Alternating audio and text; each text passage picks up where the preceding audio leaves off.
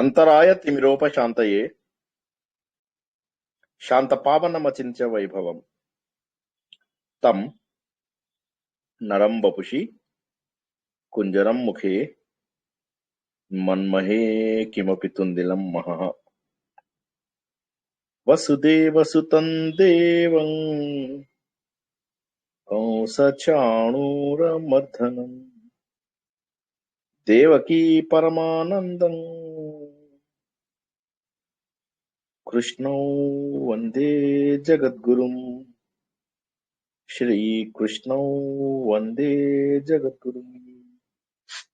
భగవద్బంధువులకు, ఆత్మస్వరూపులకు, సత్యాన్వేషులకు స్వాగతం, సుస్వాగతం. పరమ పవిత్రమైనటువంటి గీతలో వినిపిస్తోందా గొంతు? జై శ్రీకృష్ణ సార్. జై శ్రీకృష్ణ. పరమ పవిత్రమైనటువంటి భగవద్గీతలో ఒక మనిషి దైవ స్వరూపుడు ఎలా అవుతాడు అనే విషయాన్ని తెలుసుకుంటున్నాం. భక్తి అనేది భగవంతుడికి మనకు మధ్య ఉన్నటువంటి అనుసంధానం. క్రమ పద్ధతిలో భక్తిని అంటే భగవంతుడి పైన ప్రేమను, భగవంతుడు చేసినటువంటి లీలలను గుర్తు తెచ్చుకుంటూ, ఈ ప్రపంచమంతా భగవంతుడిదే అనే భావన ఉన్నప్పుడు అహంకార మమకారాలు వెళ్ళిపోతాయి మన దగ్గర. ఎందుకంటే ఎంతమంది ఎంత డబ్బు సంపాదించినా, ఎంత కీర్తి సంపాదించినా, ఎన్ని వస్తువులు సంపాదించినా అన్ని ఇక్కడే వదిలేసి వెళ్ళిపోవాల్సిందే. కాబట్టి ఏ వస్తువు కూడా మనదయ్యే అవకాశం లేదు. మరి ఏం సాధించాలి అంటే ప్రాప్తి. ఏంటి ప్రాప్తి అంటే ఏంటి? పొందడం. దేన్ని పొందాలి? పురుషోత్తముని పొందాలి. పురుషులలో ఉత్తముడని పొందాలి. పురుషులలో ఉత్తముడెవరు? ఈ ప్రపంచానికి సృష్టికర్త అయినటువంటి పరమాత్మ. ఆయన తనలోంచే ఈ సృష్టి మొత్తాన్ని సృష్టించాడు. కాబట్టి ఈ సృష్టిలో ఉన్న ప్రతిదీ కూడా ఆయనకు చెందినదే. మన శరీరము, మన మనస్సు, మన బుద్ధి, మన ఆలోచనలు, మన మంచి, మన చెడు, ఇవన్నీ కూడా ఆయనలో భాగంలే. కానీ వాటిని పెంచుకునేటటువంటి బాధ్యతని ఆయన మన మీద వదిలేశాడు. త్రిగుణాలను ఇవ్వడం ద్వారా మనకు కొంత స్వేచ్ఛని అందించాడు, ముఖ్యంగా మానవులకి. ఆ స్వేచ్ఛని మనం ఉపయోగించుకుని మనం ఏ దారిలో వెళ్తామో అనేటటువంటిది పూర్తిగా మనకు సంబంధించినదే. దాని ఫలితాన్ని ఆయన ఇస్తూ మన లోపల ఉన్నటువంటి చెడ్డ భావాలను తొలగించుకుంటూ, మంచి భావాలను పెంపొందించుకుంటూ దైవత్వాన్ని ఆవిష్కరించుకోవాలి అని చెప్పేసి చెబుతూ, నరుడివి నువ్వు నారాయణుడిగా మారాలి, మానవుడవి నువ్వు మాధవుడిగా మారాలి, జీవుడవు నువ్వు దేవుడుగా మారాలి, పురుషుడవు నువ్వు పురుష ఉత్తముడుగా మారాలి అని భగవంతుడు చాలా చక్కటి విషయాలను మనకు తెలియజేస్తున్నాడు. ప్రాప్తి, పొందడం. పొందడం అంటే ఏంటి? మన దగ్గర లేని వస్తువునైతే పొందుతాం, కానీ ఇది మన దగ్గర ఉన్నదే. ఎందుకంటే భగవంతుడు మన అందరి హృదయంలో ఉన్నాడు, ప్రతి వస్తువులోనూ కూడా ఉన్నాడు. కాబట్టి ఏది నమ్మాలి, ఏది నమ్మట్లేదు. ఎందుకంటే ఇప్పుడు నా లోపల భగవంతుడు ఉన్నాడు అంటే ఇక నేను భగవంతుడు స్వరూపుడు, నేను ఏమీ చేయకపోయినా సరిపోతుంది. మిథ్యా జ్ఞానం. చుట్టుపక్కల కనిపిస్తోంది ప్రపంచం, ఏది చూసినా కూడా నమ్మాలి. కానీ ఇదంతా కూడా మిథ్య, ఖచ్చితంగా మిథ్యే ఇది. ఎందుకంటే మనం మరణించిన తర్వాత ఏమవుతుంది? ఈ ప్రపంచం ఆగిపోతుందా? ఈ ప్రపంచం ఆగదు. మనతో సంబంధీకులకి కూడా ఎవరికి ప్రపంచం ఆగదు. మనము ఈ ప్రపంచాన్ని వదిలేసిన రోజే వాళ్ళంతా కూడా నార్మల్సీకి దగ్గర అయిపోతారు, మామూలుగా ఉండడానికి ప్రయత్నం చేస్తారు. ఏడుస్తున్న వాళ్ళు, కొద్దో గొప్ప ఏడుస్తున్న వాళ్ళని ఏడవద్దని ఓదార్చే వాళ్ళు చాలా మంది ఉంటారు. చాలే చాలే, ఏం ఏడుస్తావు, ముందు నువ్వు నీ సంగతి చూసుకో, నీ పిల్లల సంగతి చూసుకో, పోయినవాడు ఎట్లాగూ పోయాడు. మిగతా వాళ్ళు టైం చూసుకుంటూ ఉంటారు. కొంతమంది సెల్ ఫోన్ లో వాట్సాప్లు చూసుకుంటూ ఉంటారు. తొందరగా ఈ కట్టెని ఇక్కడి నుంచి తీసుకెళ్లిపోతే బాగుండు, చాలా ఇరిటేట్ అవుతూ ఉంటారు. ఇప్పుడు ఇంటికి వెళ్ళాక స్నానం చేయాలా, ఏం చేయాలి, ఇవన్నీ ఇరిటేట్ అవుతూ ఉంటారు. దాన్ని తీసుకెళ్లిపోతారు. తొందరగా తగలెట్టేసి వచ్చిన తర్వాత అమ్మయ్య ఓ పని అయిపోయింది. ఎవరు బాధపడతారు మన గురించి? ఎవరు బాధపడరు. ప్రపంచం ఆగిపోదు మనం చనిపోతే. అటువంటప్పుడు మనం పొందాల్సింది ఏంటి? ఈ సమాజంలో ఏవైతే మనకు కావాలి, ఖచ్చితంగా కావాలి, ఇవి లేనిదే మనం నడవదు, మనం లేనిదే ప్రపంచం నడవదు అని చెప్పేసి అనుకుంటున్నప్పుడు ఒకసారి అది మూర్ఖత్వపు ఆలోచన అవునా కాదా తెలుసుకోవాలి. ఏ క్షణంలో ఏ మనిషి ఈ ప్రపంచాన్ని వదిలేసినా ప్రపంచంలో ఎటువంటి మార్పు జరగదు. కళ్ళ ముందు నాకు కనిపిస్తున్నటువంటి ప్రపంచము, నేను పేర్చుకున్న ఎంతో కష్టపడి సేకరించినటువంటి ఆస్తులు, అంతస్తులు, కీర్తి, సమాజంలో ఒక స్థాయి, ఇవన్నీ కూడా ఇక్కడే వదిలేసి వెళ్ళిపోవాలి. ఏవి కూడా నా వెంట పట్టుకుపోయేటటువంటి అవకాశం లేదు. అవసరం ఉంది, ఎందుకంటే మళ్ళీ వచ్చే జన్మలో వాడుకుందాం, కానీ భగవంతుడు ఇవ్వడు. ఇవన్నీ నావే. ఏది ఉపయోగించుకున్నా ఇక్కడే ఉపయోగించుకో, ఇక్కడి నుంచి తీసుకెళ్లేటటువంటి అవకాశం మాత్రం నీకు లేదు అని చెప్పేసి చెప్తున్నాడు భగవంతుడు. మరి ప్రాప్తి, అందుకే భగవంతుడు ఏమంటున్నానంటే పురుషోత్తముణ్ణి మాత్రమే నువ్వు ప్రాప్తి చేసుకో. ఇక్కడ ఉన్నటువంటి ఏ వస్తువులను నువ్వు ప్రాప్తి చేసుకున్నా అది ఎప్పుడో ఒకసారి నీకు దూరం అవుతుంది. దానికి కారణం ఏంటంటే ఈ ప్రపంచంలో ఉన్నదంతా మిథ్య, అబద్ధం, కానీ అంతా కూడా సత్యంగా కనిపిస్తూ ఉంటుంది. కాబట్టి ఆ మిథ్యా ప్రపంచాన్ని నువ్వు వదిలేసి సత్యమైనటువంటి జగత్తులోకి రావాలి అంటే ఆ పురుషోత్తముడిని ప్రాప్తి చేసుకోవాలి. పురుషులలో ఉత్తముడు అంటే మనందరి లోపల కూడా ఉత్తముడు అంటే ఎవరు? అవతల వాడు మంచివాడు అని చెప్పాలి అంటే ఏం చెప్తాం మనము? వాడు సాత్వికుడై ఉండాలి, మృదు భాష అయి ఉండాలి, సమాజానికి సేవ చేసేవాడై ఉండాలి, ధార్మిక చింతన అయి ఉండాలి. ఇలా కొన్ని లక్షణాలను మనం ఏమంటాము? వీడు ఉత్తముడు అంటాము. కానీ వీళ్ళందరిలోకి కూడా ఉత్తముడు అంటే ఒక్క చెడు కూడా మనం చెప్పలేనటువంటి ఒక మహానుభావుడు, ఆయననే దైవము. ఆ 35 లక్షణాలని మనము భక్తి యోగంలో తెలుసుకున్నాం. అంటే ఒక మనిషి పురుషుడు నుంచి పురుషోత్తముడు స్థాయికి ఎదగాలి. ఎదగడానికి కావాల్సినటువంటి 35 లక్షణాలు, మన జీవితాన్ని మార్చేటటువంటి లక్షణాలు, మనని భగవంతుడుగా మార్చేటటువంటి లక్షణాలని మనం తెలుసుకోవాలి. ఆ 35 లక్షణాలని గనక మనం అలవర్చుకుంటే మనము భగవంతుడితో సమానం అయిపోతాం. కాబట్టి ఏది ప్రాప్తి చేయాలి? ఆ పురుషోత్తముడిని ప్రాప్తి చేయాలి. పురుషోత్తముడిని ప్రాప్తి చేసుకోవాలి అంటే ఏం చేయాలి? ఆ 35 లక్షణాలని మనము అలవార్చుకోవాలి, నిత్య జీవితంలో అలవాటు చేసుకోవాలి. దానికి భగవంతుడు ఏమంటాడంటే భక్తి ఒకటే మార్గము. మరి భక్తి ఎక్కడి నుంచి వస్తుంది అంటే వైరాగ్యం నుంచి వస్తుంది. భక్తి వచ్చిన తర్వాత వైరాగ్య భావన రావాలి. ఈ ప్రపంచం అంటే వైరాగ్యం. ఎందుకంటే ఈ ప్రపంచం శాశ్వతం కాదు అని ఎప్పుడైతే తెలిసిందో, ఈ ప్రపంచం ఎప్పుడైతే నీతోని చిరకాలము ఉండదు అని ఎప్పుడైతే తెలిసిందో, అప్పుడు ఎందుకు ఇంకా ఈ ప్రపంచం కోసము ఇంత ఆలోచనలు? ఈ అధ్యాయం చివరి లోపల అతను చెప్తాడు, ఇతి గుహ్యతమం శాస్త్రం. ఇతి అని చెప్పాడు అంటే అయిపోయింది అని చెప్పి, అథ అన్నాడంటే మొదలైంది. అథాతో బ్రహ్మ జిజ్ఞాస అని అన్నాడంటే ఇక్కడి నుంచి స్టార్ట్ చేస్తున్నానని. ఇతి అన్నాడంటే అయిపోయింది, ఎండ్ అని చెప్పడం. అంటే భగవద్గీతను ఇక్కడికి ఎండ్ చేసేస్తున్నాను నేను, ఈ అధ్యాయంతో ఎండ్ చేస్తున్నాను. 15వ అధ్యాయం అయిపోగానే భగవద్గీత అయిపోయింది. 16, 17, 18 అధ్యాయాలు కలిసి అధ్యాయాలు. కాబట్టి నేను ఇక్కడికి ఎండ్ చేసేస్తున్నాను. నేను పురుషోత్తమ ప్రాప్తి అనేటటువంటిది ఏదైతే ఉందో ఇది చాలా చిన్న అధ్యాయం. మరి ఇంత జ్ఞానం ఎక్కడ దీని లోపల? వామనుడు ఉన్నాడు, వామనుని చూసి బలిచక్రవర్తి అంటాడనమాట, ఎంత ముద్దుగా ఉన్నాడు చూడు. ఈ వామనమూర్తి దర్శనం చూస్తుంటే చాలా ఆనందంగా ఉంది.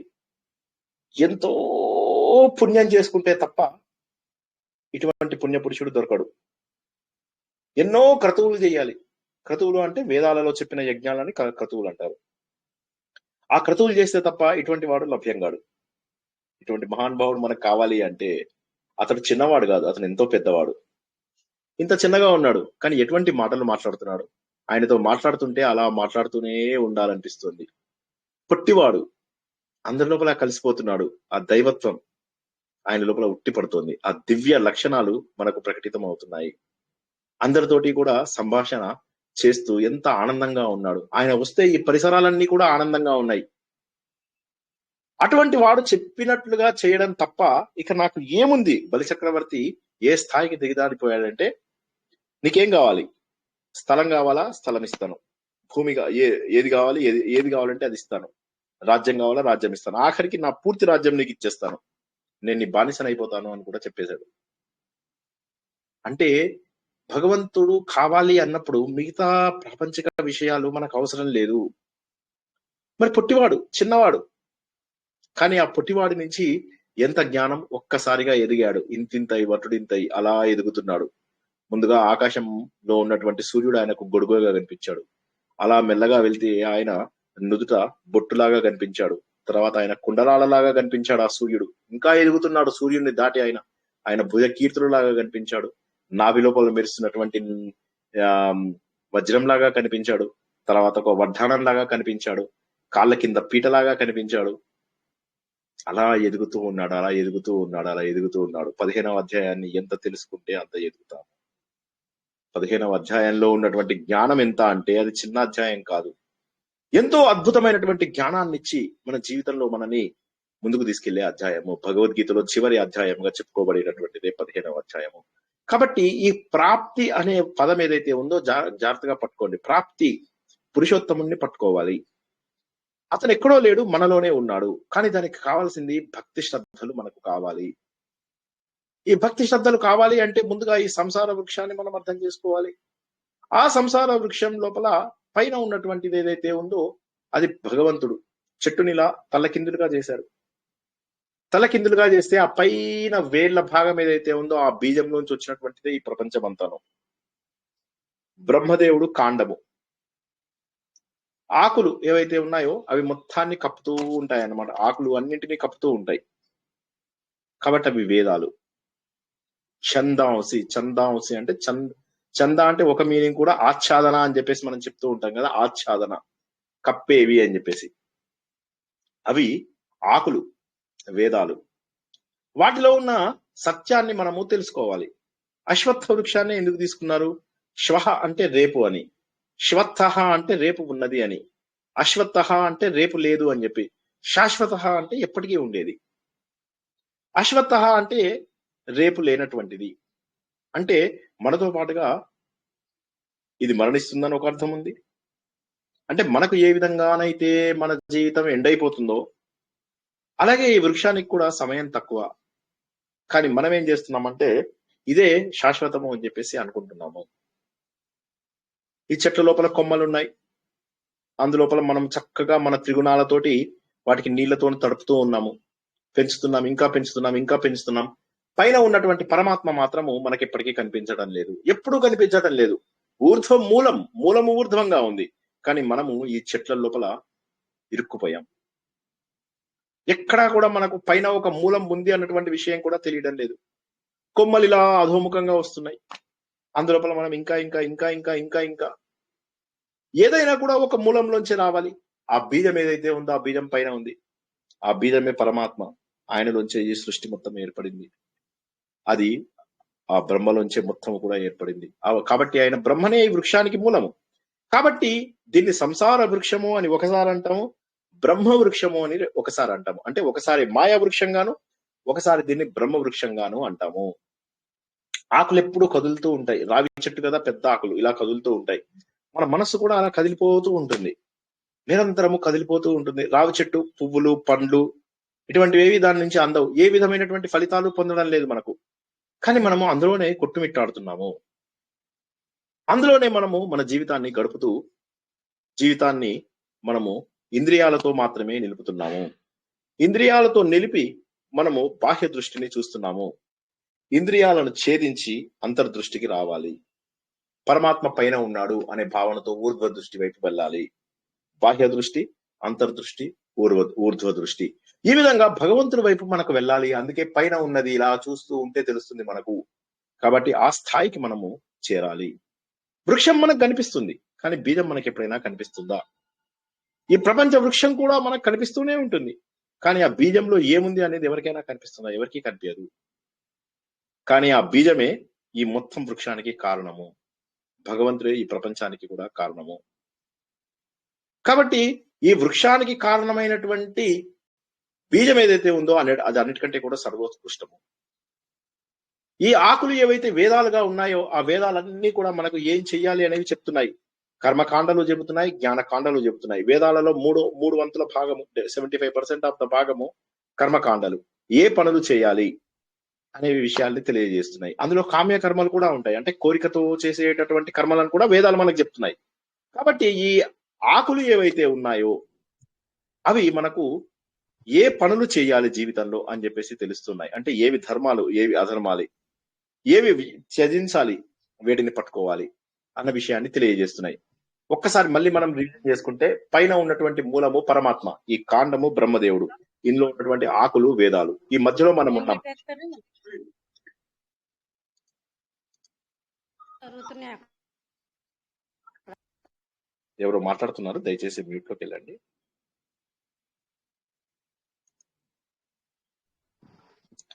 కాబట్టి ఏం తెలుస్తుందంటే మనకు పైన పరబ్రహ్మ, కాండము బ్రహ్మదేవుడు అంటే సృష్టికర్త, ఆకులు మనకు ఏమి చేయాలి జీవితంలో అని చెప్పేటటువంటి వేదములు అన్ని తెలుసు మనకు. భగవంతుడు అన్ని ఇచ్చాడు. చాలా మంది అంటారు ఈ మాయ ప్రపంచంలో ఎందుకు పుట్టించాడు అని. అంటే మాయ నుంచి బయటపడడానికి మనకు ఒక అవకాశం ఇచ్చాడు భగవంతుడు. ఆ మాయ నుంచి బయటపడడానికి వేదాలు అవకాశం. కానీ ఆ వేదాలలో ఉన్న సారము గుర్తించిన వాడు మాత్రం వేదవిధుడు అయిపోతున్నాడు. గుర్తించిన వాడు ఏమవుతున్నాడు?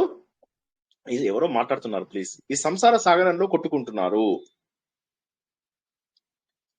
సంసార సాగరంలో కొట్టుమిట్టాడుతున్నారు. కానీ ఎవరైతే ఈ సత్యాన్ని తెలుసుకున్నారో, అంటే ఆ మూలంలో ఉన్నటువంటి బీజము పరబ్రహ్మ అని, ఈ కాండము, ఈ వృక్షానికి యొక్క కాండము బ్రహ్మదేవుడని, దీనికి ఉన్నటువంటి బ్రాంచెస్, ఆకులు ఏవైతే ఉంటాయో, బ్రాంచెస్ కాదు ఆకులు ఏవైతే ఉన్నాయో అవి వేదాలని, ఆ వేదాలలో మనం చేయవలసినటువంటి కర్మలు, త్యజించవలసినటువంటి కర్మలు అన్ని ఉన్నాయని ఎవరైతే తెలుసుకుంటారో వాళ్ళు వేద విధులు అవుతున్నారు. కానీ అందరూ ఇది తెలుసుకునేటటువంటి స్థాయిలో లేరు. ఈ ఆకులు మన ప్రపంచాన్ని మొత్తాన్ని కప్పుతున్నాయి. చందాంసి ఆచ్ఛాదనం చేస్తున్నటువంటివి ఈ చెట్టుని రక్షిస్తూ ఉంటాయి. అంటే వేదాలు మనల్ని పరిరక్షిస్తూ ఉన్నాయి, ఈ వేద వృక్షము. కానీ దీన్ని మనం ఏం చేస్తున్నామంటే మాయా వృక్షంగా వాడుకుంటున్నాము, సంసార వృక్షంగా వాడుకుంటున్నాము. ఓ అర్జున, ఈ సంసార వృక్షం యొక్క తత్వం తెలిసిన వాడు మాత్రమే హే రామ్.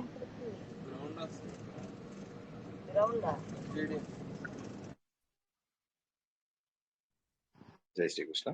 అందరూ ప్లీజ్ మ్యూట్ లో ఉండండి, నాది ఫ్లో దెబ్బతింటుంది.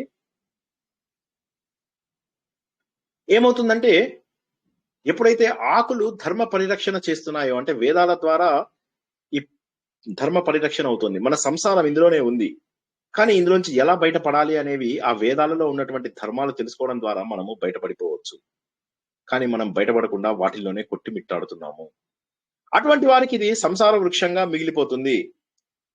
వారికి ఇది సంసార వృక్షము. కానీ ఈ సంసార వృక్షం యొక్క అసలు తత్వాన్ని తెలుసుకున్న వారు, అసలు తత్వం అంటే ఇందాక చెప్పినటువంటి పరబ్రహ్మ, బీజము, కాండము, ఈ ఆకులు, వీటిలోంచి నేను సత్యాన్ని తెలుసుకోవాలి. మా మిత్రుడు చెప్తాడు, ఎవరికి ఏది ఆనందం కలిగిస్తే అది వేయాలండి, అదే జీవిత లక్ష్యం అంటాడు. కాదు, నాకు చంపడం ఆనందం అయితే ఉంటుంది కాబట్టి నేను అందరినీ చంపుకుంటూ కూర్చుంటానా? కాబట్టి ఇక్కడ తప్పు అర్థం చేసుకునే అవకాశం ఉంది. జీవితం అంటే చాలా మంది ఏమనుకుంటారంటే నాకు సంతోషాన్ని కలిగించేది నేను పని చేస్తే చాలు, నేను ఎప్పుడు సంతోషంగా ఉండగలిగితే చాలు అంటున్నారు. కానీ ఆ సంతోషానికి కారణం వాళ్ళు ప్రపంచంలో వెతుక్కుంటున్నారు. అశాశ్వతమైనటువంటి ప్రపంచంలో వెతుక్కుంటే మీకు దొరికేది అశాశ్వతం అన్న విషయాన్ని అర్థం చేసుకోవాలి. మళ్ళీ ఒక్కసారి జాగ్రత్తగా వినండి. ఈ ప్రపంచంలో అశాశ్వతం, ఇక్కడ సుఖాన్ని వెతుక్కుంటే అశాశ్వతమైనటువంటి సుఖమే లభిస్తుంది. కాబట్టి చేయవలసిన బాధ్యతలను సక్రమంగా నెరవేరుస్తూ ఈ ఆకులలో అంటే ఈ వేదాలలో చెప్పిన విషయాలను గుర్తించుకుని ముందుకెళ్లిన వాడు సంసార వృక్షం యొక్క తత్వాన్ని తెలిసిన వారు. చాలా బ్యూటిఫుల్ ఇది. దీని ఆది అంతాలు ఎవరికి తెలియవు. ఇది ఒక పెద్ద విశ్వవృక్షం. మరి ఇందులోపల మాయా వృక్షం అయింది, బ్రహ్మ వృక్షం అయింది, రెండూ ఉన్నాయి, ఒప్పుకుంటున్నాం. ఇది మాయ, ఎందుకంటే ఇందులోపల పడి మనం కొట్టుకుంటూ ఉన్నాము. చక్కగా నీళ్లతో తడుపుతున్నాం, ఊడలు వస్తున్నాయి, కొత్త కొమ్మలు వస్తున్నాయి, కొత్త శాఖలు వస్తున్నాయి, వాటి లోపల మనం ఉంటున్నాము. అసలు పైన ఏ మూలం ఉంది అనే విషయం కూడా మనం తెలుసుకోలేనటువంటి స్థాయిలో ఉన్నాము. మరి ఇంత దారుణంగా ఉంది, దీంట్లో పండ్లు లేవు, ఫలాలు లేవు, ఇది బ్రహ్మ వృక్షం ఎలా అయింది? తప్పు మాట అంటున్నారు శ్రీనివాస్ గారు. ఇది మాయా వృక్షం, ఇది బ్రహ్మ వృక్షం ఎలా అయింది? సంసారం అనేది చెడు అయినప్పుడు, ఈ సంసార వృక్షంలో నుంచి వచ్చినటువంటివన్నీ ఫలితాలు చెడ్డమైనప్పుడు ఇది బ్రహ్మ వృక్షం ఎలా అయింది? ఎలా అయింది అంటే, అక్కడ మామిడి చెట్ల విత్తనం వేశాను, అందులోంచి వచ్చేవి మామిడి చెట్లే. అక్కడ కొబ్బరి చెట్ల ఏవైతే వేస్తామో అవి వేస్తే అందులోంచి వచ్చేవి కొబ్బరి చెట్లే. పూల చెట్లు వేస్తే అందులోంచి వచ్చేవి పూల చెట్లే. అలాగే బ్రహ్మలోంచి వచ్చింది కాబట్టి ఇది బ్రహ్మ చెట్టు. ఇందులో ఉన్న సారమంతా కూడా బ్రహ్మదేవుడు. అంటే బీజం లోపల ఏ రసం అయితే ఉంటుందో వృక్షం లోపల కూడా అదే రసం ఉండి తీరాలి. వేప చెట్టు ఎలా ఉంటుంది? చేదుగా ఉంటుంది, విత్తనం అంతే చేదుగా ఉంటుంది. సో కాబట్టి ఏదైతే రసం మనకు చేదుగా ఉండాలో చేదుగానే ఉంటుంది, తీయగా ఉండాలో తీయగానే ఉంటుంది. కాబట్టి బ్రహ్మలోంచి వచ్చినటువంటి రసము, అంటే బ్రహ్మ ఎవరైతే బీజంగా ఉన్నాడో ఈ చెట్టుకి, ఆయన యొక్క సారాన్ని మనం తెలుసుకుంటే వాడు మాత్రమే వేద విధులు అవుతున్నాడు. ప్రతి ఒక్కడు అవడం లేదు. ఒకడేమో 2 డైరెక్షన్స్. ఈ చెట్టుని ఎలా అర్థం చేసుకోవచ్చు? ఒకటి సంసార వృక్షంగాను, ఇంకోటి మాయా వృక్షం, ఇంకోటి బ్రహ్మ వృక్షంగాను. బ్రహ్మ వృక్షంగా అర్థం చేసుకున్నవాడు వేద విధుడైతున్నాడు. ఎలా అవుతున్నాడు? ఈ ఆకులలో అంటే వేదాలలో ఉన్నటువంటి సంపదను చదివి, వేదాలలో ఉన్నదేంటి? మన భగవద్గీత సారం. అది చదివి, ఆహా ఇంత గొప్ప విషయాలు నేను తెలుసుకుంటున్నానా అనే ఆనందంతో అందులో ఉన్న విషయాలన్నీ చేస్తూ అప్పుడు వాడు గొప్పవాడు అవుతున్నాడు. ఇంకొకటి ఏం చేస్తున్నాడు? మాయామోహం లోపల పడిపోతున్నాడు.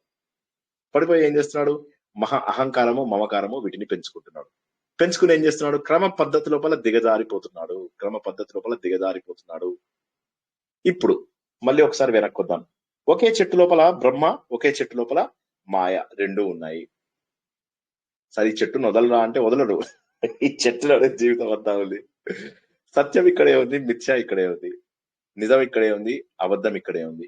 సంసార వృక్షం ఏదైతే ఉంటో జనన మరణాలు, అలా జననం కొనసాగిస్తున్నాము, అలా ముసలితనము, వ్యాధులు, మరణము, మళ్ళీ పుడుతున్నాము, మళ్ళీ పెరుగుతున్నాము, మళ్ళీ పుట్టుతున్నాము, మళ్ళీ పెరుగుతున్నాము, పునరపి జననం పునరపి మరణం, పునరపి జననే జఠరే శయనం, ఇహ సంసారే బహుదుస్తారే. సో ఇదేంటంటే ఇలా మనము ఇందులోపల పడి కొట్టుమిట్టాడుతూ మనం ఉన్నాం. కానీ ఎవరైతే సత్యాన్ని దర్శించాలనుకుంటారో, సరైనటువంటి మార్గంలో వెళ్తారో వాళ్ళకి ఇది మాత్రం బ్రహ్మ వృక్షము. ఎవరైతే మిథ్య కావాలి అనుకుంటారో, ఎవరైతే తప్పుదారిలో వెళ్తారో, ఎవరైతే మాయామోహితులైతారో వారికి మాత్రం ఇది మాయా వృక్షము. ఒక్కసారి ఇక్కడ ఆపుతాను. ఈ ఒక్క మాట అర్థం కాని వాళ్ళు అడగండి. బ్రహ్మ వృక్షము, మాయా వృక్షము అన్నాను కదా, ఈ ఒక్క మాట అర్థం కాని వాళ్ళు అడగండి. ఈ చెట్టు గురించి చాలాసేపు చెప్పుకున్నాము, అయినా కూడా 1-2 ప్రశ్నలు ఉంటే తీసుకుంటా. ఇక్కడ అర్థం కాని వాళ్ళు, అర్థమైందని అనుకుంటున్నాను, కాకపోయినా అడగండి మొహమాటలు లేకుండా. జై శ్రీకృష్ణ సార్. జై శ్రీకృష్ణ సార్, చెప్పండి. మాయ అంటే మనం మాయను దాటుకొని పోవాలి కదా, అదేనా? సంసారం నుంచి మాయను దాటుకొని పోవాలి. అవును, వట వృక్షం అంటే అదే కదా.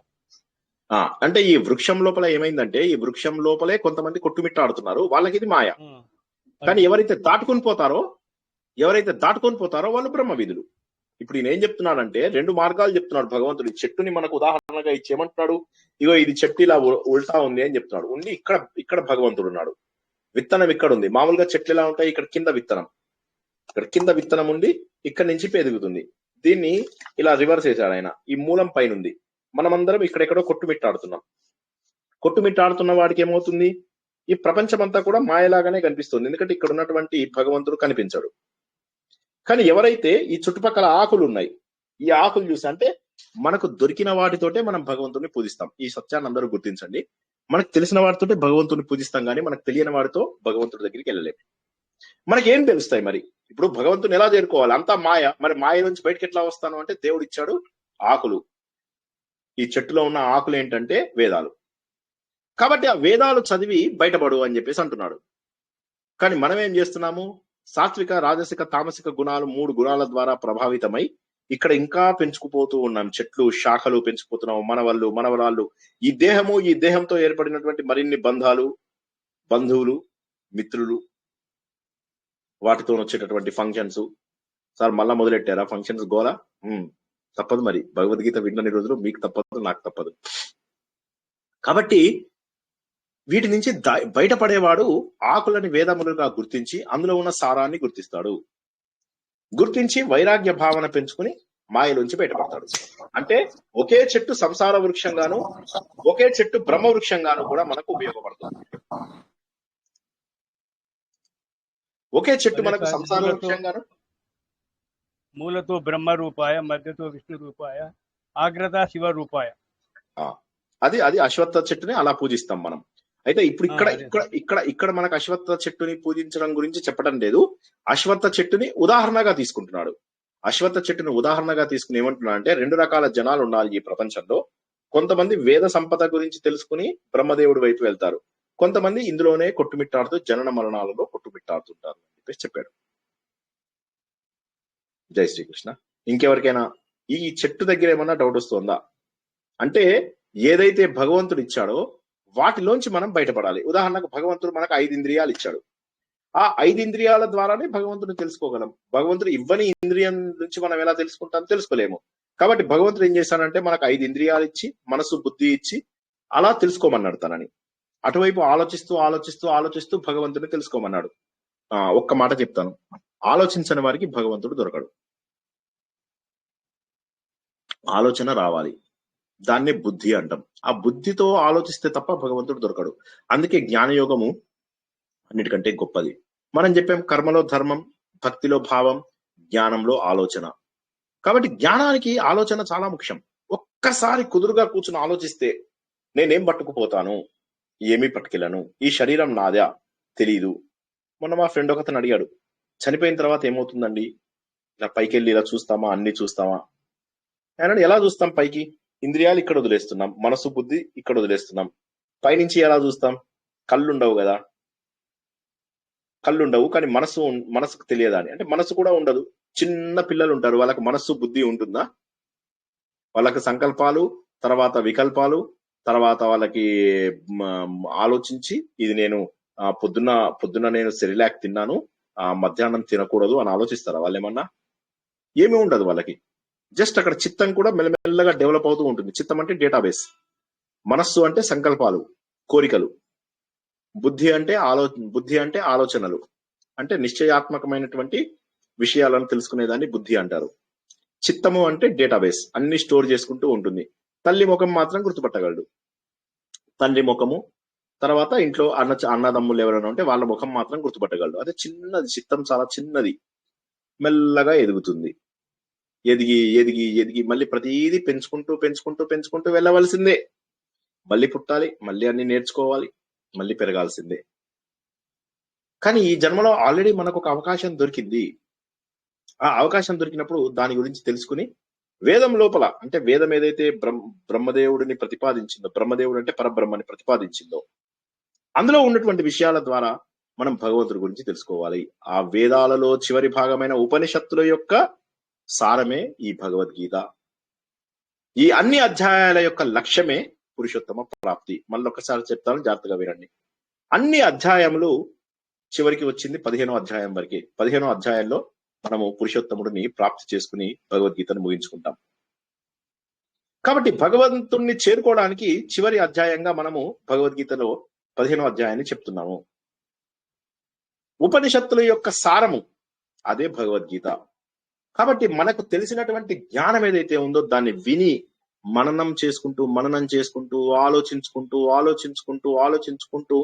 భగవంతుడి యొక్క స్వరూపాన్ని మనం తెలుసుకోగలుగుతాము.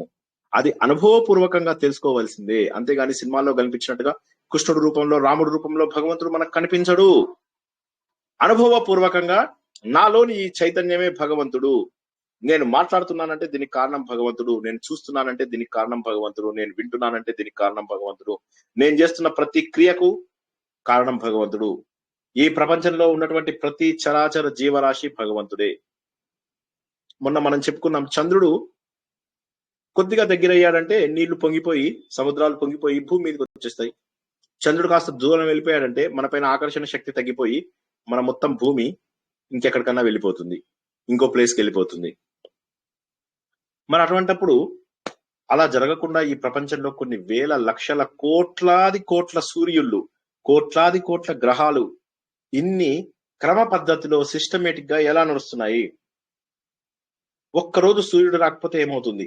వర్షాలు పడడము, ఋతువులు రావడము, ఇవన్నీ ఎలా జరుగుతున్నాయి అంటే ఒక సిస్టమేటిక్ ఫోర్స్ అక్కడ ఉంది. ఆ సిస్టమేటిక్ ఫోర్స్ లో ఒక్క తప్పు కూడా జరగదు. అటువంటి శక్తిలో మనము భాగము అన్న సత్యాన్ని మనం అనుభవపూర్వకంగా తెలుసుకోవాలి, ఆలోచన ద్వారా తెలుసుకోవాలి.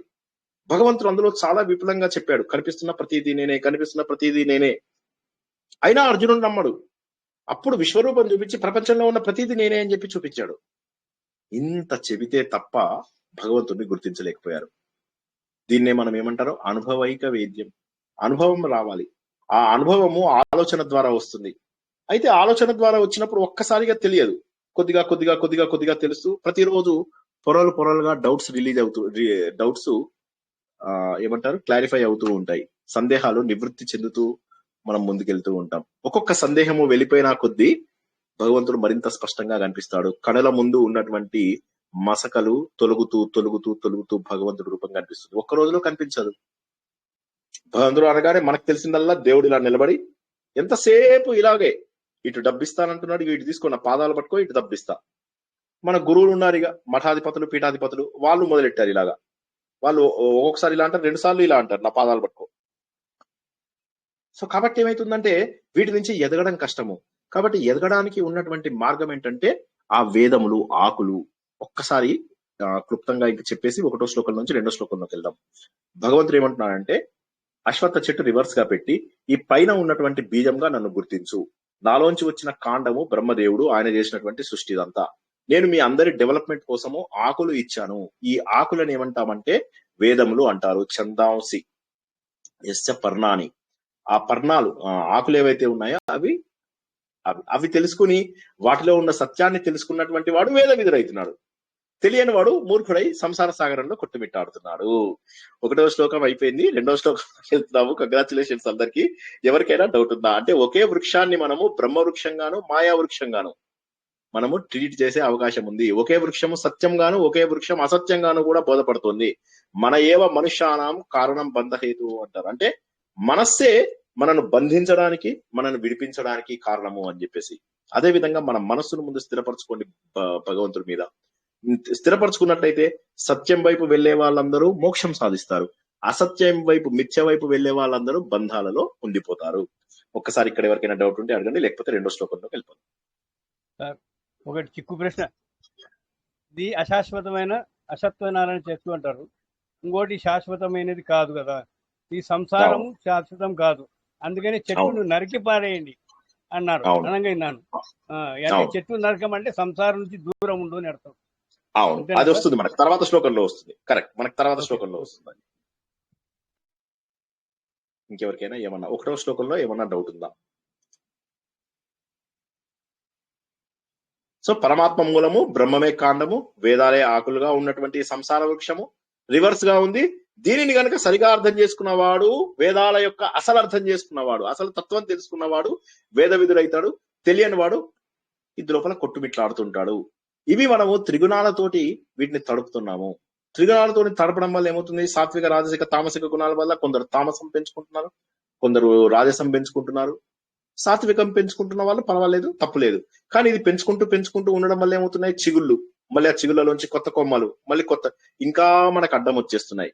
పైన ఏదైతే భగవంతుడు మూలంలో ఉన్నాడో ఆ భగవంతుడు కనిపించకుండా మనకు ఇవి అడ్డం పడుతున్నాయి. భగవంతుడు మనకు కనిపించడం లేదు.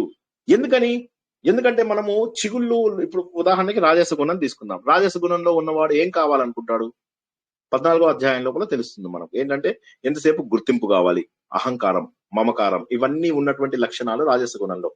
నాకు ఆస్తి కావాలి, నాకు బంగారాలు కావాలి, నాకు కామ్య కోరికలు, రాగము, ద్వేషము ఉన్నటువంటి లక్షణాలు ఉన్నటువంటి వాళ్ళు రాజస లక్షణాలు ఎక్కువగా ఉన్నవారు అని అర్థం. తామస లక్షణాలు ఉన్నవాళ్ళు అంటే అంధకారము, అలసత్వము, అజ్ఞానము, బద్ధకము, సోమరితనము, మీరేమన్నా చెప్పుకోండి, వాటి నుంచి వచ్చిన వాడు. అంటే ఒక లక్ష్యం అంటూ ఉండదు, అలా డల్ గా ఉంటారు.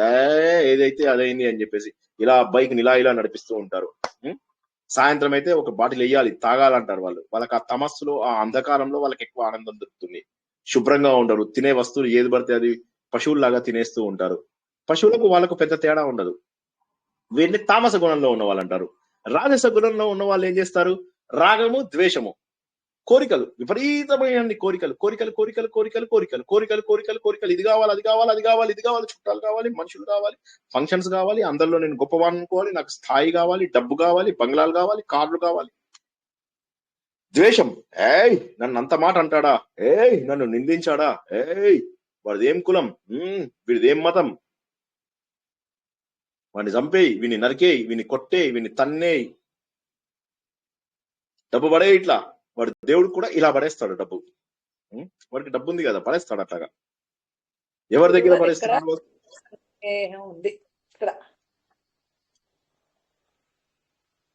గురుగారు అడగచ్చా? చెప్పండి, నేను ఆపాను, చెప్పండి.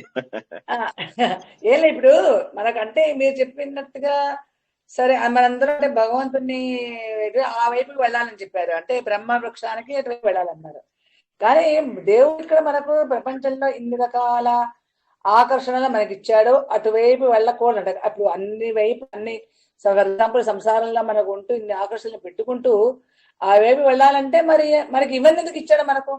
ఈయన కూడా నువ్వు పెళ్లి చేసుకోవాలి, పిల్లలు కనాలి, ప్రజోత్పత్తి చేయాలి, మళ్ళీ అదే చెప్తున్నాడు వేదాల్లో, ఇది చెప్తున్నాడు. ఈ రెండిట్ల మధ్యలో జీవుడు నలుగుతున్నాడు కదా మరి. అవును, అందుకోసమే భగవంతుడు ఏం చేశాడంటే ముందు 25 years పాటు ధర్మం నేర్చుకోమన్నాడు. తర్వాత 25 years పాటు ఈ లోకంలో ఉన్న ఆకర్షణలన్నిటికీ కూడా గురి అవ్వమంటున్నాడు.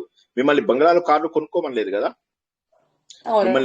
మిమ్మల్ని రాజకీయాల్లో దిగద్దనలేదు కదా, మిమ్మల్ని డబ్బులు సంపాదిస్తదనలేదు కదా. ధర్మబద్ధమైనటువంటి డబ్బు, ధర్మబద్ధమైనటువంటి ఆస్తులు తప్పులేదు, అవన్నీ కొనుక్కుంటాం. ఆ తర్వాత అవి విరక్తి రావాల్సినటువంటి విరక్తి వచ్చి అప్పుడు మనం ఏంటంటే మనం భగవంతుడి వైపుకి ప్రయాణం చేయాలి.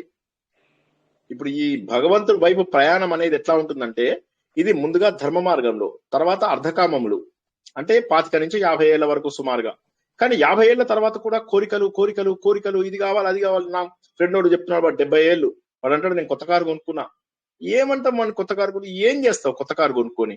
25 ఏళ్ల వాడైతే ఓ అమ్మాయిని వేసుకుని తిరుగుతాడు, ఇంకో ఫ్రెండ్స్ వేసుకుని తిరుగుతాడు, సరదాగా ఉంటుంది, భార్యను వేసుకుని తిరుగుతాడు, అన్ని చోట్లకి వెళ్తాడు, అన్ని ఊర్లు ట్రెక్కింగ్ చేస్తాడు, బాగుంది. నువ్వేం చేస్తావు 70 ఏళ్లలో? అంటే ఇది మూర్ఖత్వం. నేను ఒక కొత్త బంగ్లా కొన్నా, అబ్బా ఏం చేసుకుంటావు ఆ బంగ్లాలో? ఒక రూమ్ లోంచి పక్క రూమ్ లోకి వెళ్ళాలంటే కర్ర పట్టుకుని నడవాలి. సో కాబట్టి ఏమైతుందంటే భగవంతుడు మనకి వృద్ధాప్యం ఎందుకు ఇచ్చాడు? అర్థం చేసుకోమని. తెల్ల జుట్టు వచ్చింది అనగానే అర్థం చేసుకో, ఎక్కడ తెల్ల వెంట్రుకు వచ్చింది అనగానే ఫస్ట్ సిగ్నల్. ఫస్ట్ సిగ్నల్ రాగానే మనం జాగ్రత్త పడాలి జీవితంలో. మొదటి సిగ్నల్ రాగానే ఓకే, ఇక నేను జాగ్రత్త పడాల్సినటువంటి సమయం వచ్చింది. భగవంతుడు దానికి మళ్ళీ రంగేసి కప్పుతాం. కప్పితే మొహంలో ముడతలు తెలియవా? నల్లటి రంగులే వేసుకుంటారు జనాలు. వాళ్ళ ముడతలు ఎక్కడికి పోతాయి? సరే దాన్ని ఫేషియల్ తో కొంత కవర్ చేయొచ్చు, 4 ఏళ్ళు 5 ఏళ్ల కంటే ఎక్కువ కవర్ చేయలేము. పెద్ద పెద్ద సినిమా హీరోయిన్లు వాళ్ళు కూడా వాళ్ళ వయసుని పూర్తిగా కప్పిపెట్టలేరు, గుర్తుపట్టగలుగుతాం. అంత నిజంగా మేకప్ గనక వాళ్ళ వయసుని తగ్గించేటట్టయితే మరి వాళ్ళు తల్లి పాత్రలు ఎందుకు వేస్తున్నారు? అందరూ కూడా హీరోయిన్ పాత్రలే వేయచ్చు కదా. కాబట్టి ఏంటంటే ఆర్టిఫిషియల్ గా మనం ఏది చేసుకోలేము. భగవంతుడు మనకు సిగ్నల్ ఇచ్చినప్పుడు గుర్తేంటంటే ఓకే నువ్వు ఇప్పుడు వేరే మార్గంలోకి వెళ్ళాలి. 25 ఏళ్ల నుంచి 50 ఏళ్ల దాకా ఇక్కడ ఉన్నటువంటివన్నీ ఎంజాయ్ చేయి, తర్వాత ఇవన్నీ కూడా నాకు అవసరం లేదు అని చెప్పేసి వదిలేయి. పూర్వకాలం లోపల మనకు దొరుకుతున్న ఆఫ్టర్ ఆల్ నథింగ్. పూర్వకాలంలో రాజులకు దొరుకుతున్న సుఖాలు చూడండి, అన్ని సుఖాలు వదిలేసేసి వారు వానప్రస్థంకి వెళ్ళిపోయేవాళ్ళు. అంటే ఏంటి? వారికి జీవిత లక్ష్యం తెలుసు. ఓహో వీటికి నేను ఇప్పుడు డిటాచ్డ్ గా ఉండాల్సినటువంటి సమయం ఆసనమైంది. ఆఫ్టర్ ఆల్ రాజులే వదిలినప్పుడు మనం ఎంత అని ఆలోచించండి ఒకసారి. మనం ఆలోచించాల్సింది ఏంటంటే ఆ రోజుల లోపల పిల్లలను వదిలేసి వెళ్ళిపోయే వాళ్ళు రాజులు అడవులకి. పిల్లలను వదిలేసి అక్కడ కూర్చునే వాళ్ళు, అడవుల్లో కూర్చునే వాళ్ళు. పిల్లలు కొద్ది రోజులు ఫస్ట్ ఒక 2 ఏళ్ళు పిల్లలే మనల్ని వదిలేస్తున్నారు, ఇప్పుడు ఆ సమస్య లేదు. చాలా అదృష్టం కదా. వాళ్ళు ఎక్కడెక్కడ సెట్ అయిపోతున్నారు, వాళ్ళు అక్కడ ఉంటుంది, మన అక్కడ ఉంటుంది. ఇప్పుడు అందరికీ ఆ సమస్య లేదు, అది ఆటోమేటిక్ గా తీరిపోయింది. కరెక్ట్, అది చాలా అదృష్టం కూడా ఒక రకంగాను. సో అయితే ఇప్పుడు దీనివల్ల ఏమవుతుంది, జనాలు కావలసినటువంటి ప్రదేశాలలో ఇప్పుడు చాలా మంది కాశీ లోపల 9 నెలలు 9 సంవత్సరాలు ఇలా ఉంటారు. హ్యాపీగా అలాంటి ప్లేసుల్లో ఉండొచ్చు కదా. కాశీ లోపల ఎన్ని ఉన్నాయో చూడడానికి. ఋషికేశ్ ఉంది, ఋషికేశ్ లో ఎన్నో ఉన్నాయి చూడొచ్చు. మొన్న వెళ్ళినటువంటి అమర్కాంటకు, అసలు అమర్కాంటకి వెళ్ళినప్పుడు రిటర్న్ రావాలనిపించలే నాకు, కొద్దిసేపు అక్కడే ఉండిపోదాం అనిపించింది. కళ్ళలోంచి నీళ్ళు వచ్చాయి, ఎన్నిసార్లు బాధపడ్డానో నాకు తెలుసు. సో ఏంటంటే ఒక ప్రదేశాన్ని చూసి మనం దానికి అంకితం అయిపోవాలి అంతే. ఇప్పుడు ఏ విధంగానైతే శంకరాచార్యుడు అన్ని తిరిగినా కూడా ఆయనకు కాలడి ఎందుకు నచ్చింది? సారీ కాలడి అంటున్నాను, ఆ పాము కప్ప ప్రేమగా ఉంటాయి, అది ఏ ఊరు? శృంగేరినా? శృంగేరి. ఆ శృంగేరి ఎందుకు నచ్చింది ఆయనకి? సో అంటే అక్కడ వాతావరణం బాగుంది అని. అలాగా మనసుకు నచ్చేటటువంటి ప్రదేశం దొరికే వరకు కూడా వానప్రస్థం కోసం ట్రై చేయాలి. మనం ఆలోచిస్తున్నటువంటి భోగాలు చాలా చిన్నవి, కానీ ఇంతకంటే కూడా ఎంతో పెద్ద పెద్ద పెద్ద పెద్ద పెద్ద పెద్ద భోగాలు ఉన్న వాళ్ళు కూడా వదిలేసి వెళ్ళిపోయారు కదా. అది వదిలేయడానికి కూడా కారణం ఏంటి అంటే వాటికంటే ఒక గొప్పది ఉంది అని వెళ్ళారు వాళ్ళు. ఇది వదిలేస్తున్నాము, అయ్యో కారు వదిలేస్తున్నాను అనే బాధతో వెళ్ళొద్దు. అబ్బా ఇంతకంటే మంచిది దొరుకుతోంది అని వెళ్ళాలి. మళ్ళొకసారి చెప్తున్నాను, జాగ్రత్తగా వినండి అందరూ. అశోకుడు భార్యా పిల్లల్ని వదిలేశాడు. అశోకుడు కాదు, బుద్ధుడు. భార్యా పిల్లల్ని వదిలేశాడు, డబ్బును వదిలేశాడు, రాజ్యాన్ని వదిలేశాడు. అంతకంటే గొప్పదేదో ఉంది అని చెప్పి తెలుసుకోవడానికే కదా. కాబట్టి పూర్వకాలంలో రాజులు అన్ని వదిలేసి వెళ్ళిపోయారు అంటే అంతకంటే జీవితాన్ని ఇంకొక మెట్టు ఎక్కించడానికే కదా. కాబట్టి ఆధ్యాత్మిక మార్గము దిగజారడం అని అనుకోవద్దు ఎవరు కూడా. ఆధ్యాత్మిక మార్గము ఎదగడము అని అనుకోవాలి. ఎన్నో ఏళ్ల పాటు నేను విద్యాభ్యాసం చేసినప్పటికీ ఆ విద్యాభ్యాసం కంటే గత 18 ఏళ్లుగా చేస్తున్నటువంటి ఈ ఆధ్యాత్మిక విద్యాభ్యాసం ఎందుకు కఠినంగా అనిపిస్తుంది? ఎందుకంటే ఇందులో సాధన చాలా అవసరము. ఇవి మామూలు మన రెగ్యులర్ కళాశాల చదువులు కావివి. చాలా కష్టమైనటువంటివి. ఆలోచన, బుద్ధి ఎంతో పెట్టాల్సినటువంటి అవసరం ఉంటుంది. కాబట్టి ఏంటంటే వీటి లోపల ఎంత చదివితే భగవంతుడిచ్చిన సంపదనే చదివి వైరాగ్యాన్ని అలవాటు చేసుకోవాలి. అయితే నాకు లేదండి 70 ఏళ్ల దాకా నాకు ఎంజాయ్ చేస్తున్నాను, పిల్లలు బాగున్నారు, మనవాళ్ళు మంచిగా ప్రేమగా చూసుకుంటున్నారు, బాగున్నాయంటే ఓకే, అదృష్టం. అది నేను కాదనను. అలా ఉంటే ఉండండి, తప్పని కాదు. కానీ వచ్చే జన్మ ఎలా ఉంటుందో తెలుసా? వచ్చే జన్మ ఏ రోవాండాలోనో పడేస్తాడు దేవుడు. అప్పుడేం చేస్తారు? కాబట్టి ఇప్పుడు మంచి, ఇంకా నిజం చెప్పాలంటే అలా మంచిగా ఉన్న వాళ్ళు, నిజంగా ఫ్యామిలీ చాలా బాగుండి మనవాళ్ళు మనవరాళ్ళు బాగా ప్రేమగా చూసుకుని, కొడుకులు వాళ్ళు రోజు ముందు కాళ్ళకు దండం పెట్టి, కోడళ్ళు వచ్చేసి కాళ్ళని మంచిగా కడిగి ఆ నీళ్ళని నెత్తిన జల్లుకుని, పిల్లలందరినీ నెత్తిన జల్లి కొద్దిగా తీర్థంలాగా పుచ్చుకుని అట్లా దొరికినటువంటి వాళ్ళు ఎవరైతే ఉంటారో వాళ్ళు చాలా అదృష్టవంతులు. వాళ్ళు ఏం చేస్తారంటే ఉండండి, కానీ ఏమనుకోవాలంటే ఇది నా అదృష్టము, నేను ఈ అదృష్టం ఉన్నప్పుడే నేను భగవంతుడి యొక్క సేవ చేసుకోవాలి. అంతేగాని చాలా మంది ఏమంటారు, ఎలా గడిచిపోతుందంటే ఉన్నానండి, కూర్చున్నాను, కాసేపు అయితే సాయంత్రం అయితే పిల్లలు వస్తారు, వాళ్ళతో టైం పాస్. ఎంతసేపు? పిల్లలు వస్తారు, పిల్లలు వచ్చి ఎన్నాళ్ళు చూస్తారు? ఇప్పుడు మా అమ్మ గనక చూస్తున్నట్టు, ఒరే మన వాళ్ళకి ఫోన్ కలపరా, వీళ్ళని ఫోన్ చేయమనరా, వాళ్ళని ఫోన్ చేయమనరా, వీళ్ళతో మాట్లాడిచ్చరా, వాళ్ళతో మాట్లాడిచ్చరా. ఇలాగే ఉంటామా మనము? మన ఆరోగ్యం పాడైపోయిన తర్వాత మనల్ని బాగా చూసే వాళ్ళు ఉంటారా? ఎంత బాగా చూసే వాళ్ళు ఉన్నారు. నేను మా అమ్మని చాలా బాగా చూసుకుంటానని జనాలందరూ అనడం, వాళ్ళు వీళ్ళు అనడమే గానీ నాకు తెలియదు. సో అలాంటప్పుడు మరి అయినా కూడా ఎందుకు అమ్మ లోపల ఇంకా ఎక్కడో ఒక బాధ, నేను నడవలేకపోతున్నాను, నాకు కళ్ళు సరిగా కనిపించడం లేదురా, నాకు చెవులు సరిగా వినిపించడం లేదురా. ప్రతి దానికి ఏదో ఒకటి పెడతాం, మేము ఏదో ఒకటి చేస్తాం. అయినప్పటికీ కూడా ఇంకా ఏదో, ఎందుకంటే మళ్ళీ వెనక్కొచ్చి నడిచి పరిగెత్తే వయసు కాదు ఇది. భగవంతుడు అలా చేశాడు. భగవంతుడు ఏమన్నాడంటే నీ వయసుకు తగ్గట్టుగా ఉండడం నేర్చుకో, వయసుకు తగ్గట్టుగా ఉండడం నేర్చుకో. అప్పుడు ఏమవుతుందంటే వైరాగ్యం ఆటోమేటిక్ గా వస్తుంది. అంతేగాని వైరాగ్యం అనేది 70 ఏళ్ళకి రావాల్సిన అవసరం లేదు, 20 ఏళ్ళకు కూడా వస్తుంది. కానీ వాళ్ళు మహానుభావులు. సమాజాన్ని చూసి కొంతమందికి వైరాగ్యం వస్తుంది, కొంతమందికి శ్మశానం వెళ్ళగానే వచ్చిన వైరాగ్యము జీవితాంతం ఉండిపోతుంది. ఇప్పటికైనా మనం ఇలా బూడిద అయిపోవాల్సిందే. జనాలు కొంతమంది వాచ్ చూసుకుంటుంటారు, కొంతమంది సెల్ ఫోన్లు చూసుకుంటూ ఉంటారు, కొంతమంది జోక్స్ చెప్పుకుంటూ నవ్వుకుంటూ ఉంటారు శ్మశానంలో. అప్పుడు అనిపిస్తుంది ఇందుకోసమా ఆయన బతికింది? అలా కర్రల మీద వేసేసి ఒక్క ఒంటి మీద బట్ట కూడా తీసుకెళ్ళడం వెనకాల, అన్ని ఇక్కడే తగలబట్టాల్సిందే. మా నాన్నగారిని దాని మీద పెట్టినప్పుడు వెలిగిస్తే ఒక్క సెకండ్ అన్నమాట, మా అన్నయ్య ఇంకో ఏదో చేస్తున్నాడు, అంత లోపలే ఆ చితి అంటుకుంది. అంటుకోగానే మా నాన్నగారి చెయ్యికి అంటుకుంది. నేను అయ్యో నాన్నగారి చెయ్యికి అంటుకుంది అని బెంగపడుతున్నాను.